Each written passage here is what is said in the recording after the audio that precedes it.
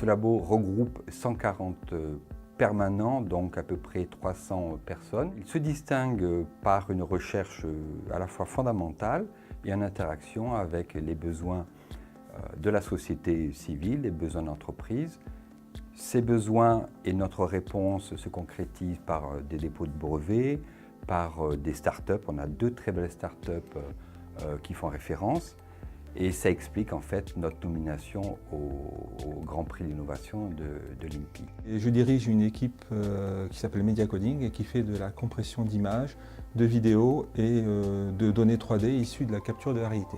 Les travaux que mène l'équipe depuis plusieurs années ont été intégrés dans le standard de compression d'images fixes JPEG 2000 et en collaboration avec le CNES, nous avons développé un algorithme de compression d'images qui a été intégré sur la génération de satellites Pléiades, dont le premier lancement a été effectué en décembre 2011. Alors l'équipe a publié plus d'une dizaine de brevets qui ont été donc pour certains valorisés et maturés par la SAT Sud-Est et ont donné lieu en 2013 à la création d'une start-up. Aujourd'hui, l'équipe a enrichi ses axes de recherche en développant des systèmes de compression dits bio-inspirés. Et donc en l'occurrence ici, nous on se base sur le fonctionnement de la rétine, qui a un fonctionnement dynamique et qui est à faible consommation énergétique. Et nous avons aussi étendu nos recherches sur le stockage donc de données numériques sur de l'ADN synthétique. Dans mon équipe, Coati, on travaille sur les graphes et les algorithmes dans les graphes. Donc les graphes, c'est un objet mathématique qui est composé donc, de points qu'on appelle des sommets et de traits entre ces points, on dit les arêtes. Donc une fois qu'on a ces objets mathématiques, eh bien, on va développer donc, des algorithmes, ça correspond à des recettes de cuisine, c'est des procédures, c'est des recettes de cuisine pour les ordinateurs. Et ces procédures, eh bien, elles doivent être rapides pour que les ordinateurs puissent répondre rapidement aux besoins. Donc typiquement, dans un GPS, on a une carte routière, on demande d'aller d'un point A à un point B.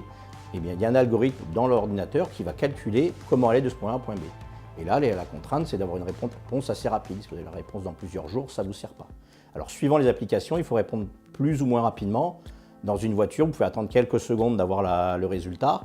Quand c'est des choses sur ordinateur, des fois, c'est dans la microseconde ou la milliseconde, il faut aller beaucoup plus vite. Nous, on travaille sur l'organisation, la représentation et l'extraction des connaissances à partir des données. Donc différents types de données, donc des images, du texte ou des données sémantiques.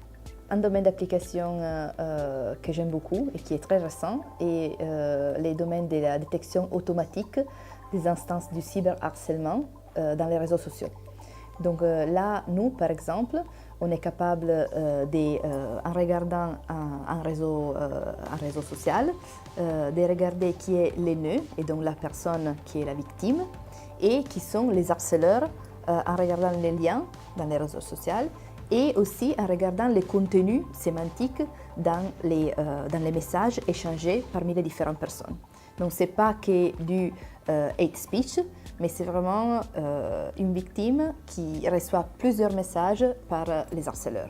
Mon équipe travaille sur le développement de méthodes pour résoudre des problèmes tels que le transport intelligent, tels que la génération de textes et de musique en intelligence artificielle et la résolution de très nombreux problèmes tels qu'on la rencontre dans la vie de tous les jours.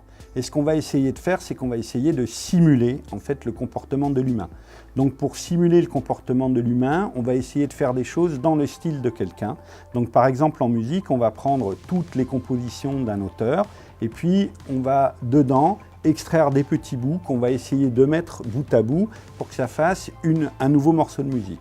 Pour faire ça, on va essayer de s'arranger pour que c'est du sens musicalement, pour qu'on obtienne le type de morceau qu'on veut et puis pour que ce soit agréable à entendre.